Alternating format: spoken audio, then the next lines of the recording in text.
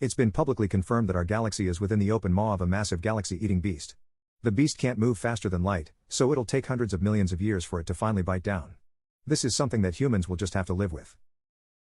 It's been just over 4 centuries since humanity made possibly the most grisly discovery ever, or so we thought. In that time we have made so many scientific advancements that the 21st century seems like the dark ages of ancient history in comparison, even though we're still closer to the 21st century than the turn of the next millennium. By now, almost every planet in our native solar system has either been colonized or harvested for every possible resource. Planet Earth, our home planet, is no longer inhabitable. Its resources were depleted long ago, and it has become far too hot to survive on the surface. In fact, there's only a few remaining bases strategically stationed throughout our solar system where humans still remain. Our solar system is dying, so we have moved on. Near the end of the 21st century, the discovery was made that our sun had already begun the process of expanding into a red giant. We thought that event was likely millions, if not billions, of years away, but as it turned out we had much less time remaining on our once beautiful planet Earth than we believed. Mercury is being consumed by the sun as I write this. It will be long gone by the time anyone reads this.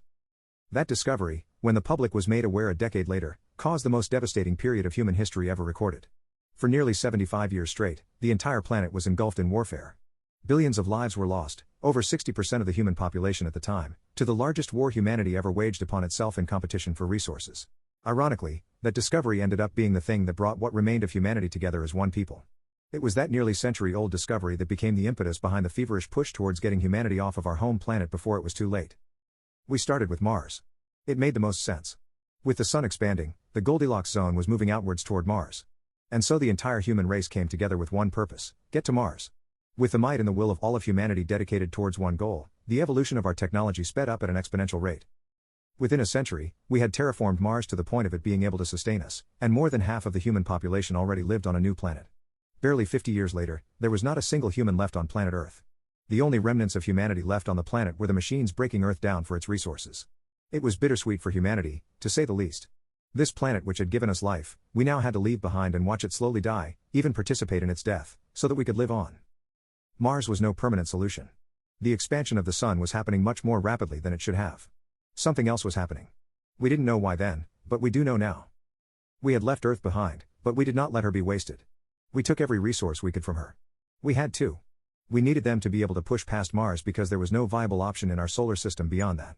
And Mars would not provide us with a safe haven for long. The gas giants weren't an option.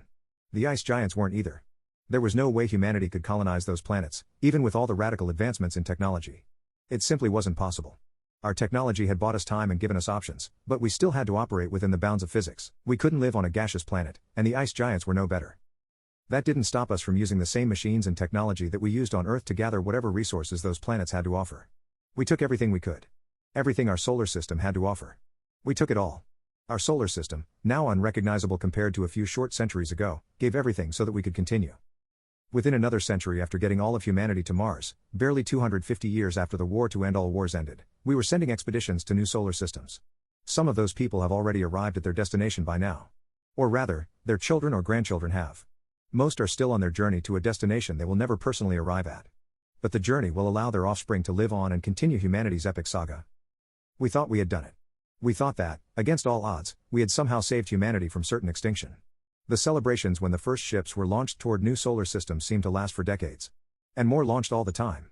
For almost another entire century, we built and we launched. More and more people leaving behind everything they'd ever known to venture into the unknowns of space.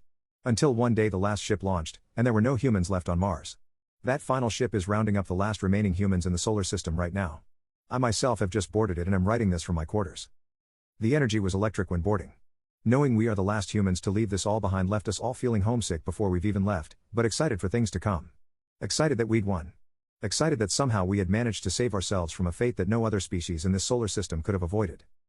But now everything has changed again, from one single message sent many years ago by the first ship we ever launched. Every ship we launched has heard it. We were the last to receive this message just before our departure. Suddenly humanity is faced with the same grisly fate as we were 4 centuries ago, but this time it's from something we never expected. We knew the sun would die eventually and that we'd have to move on, we just weren't prepared for how soon it would happen. But this was something entirely foreign to us, something no human had ever imagined possible and would completely reshape how we viewed the universe forever. The message was simple, straight to the point. It was not a long message, but it was not short either. Nor was it riddled with fear, although if it were it would certainly be warranted. No, the message was filled with hope and determination, pure human willpower. For after everything humanity had overcome, those first brave explorers knew that it was only a matter of time before we'd overcome this as well. I felt many emotions when I heard the message, but fear was not one of them for me either. Because I, too, knew that somehow we would find a way. We always have. Even if it seems impossible, unfathomable, we will not stop pushing forward. The message was simple.